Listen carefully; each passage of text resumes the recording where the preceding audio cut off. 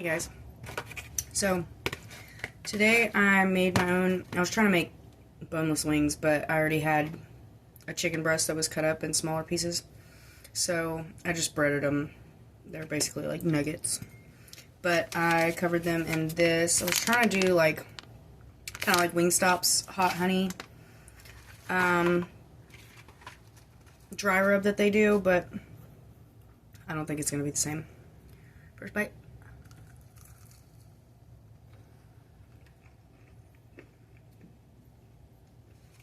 It's not hot at all.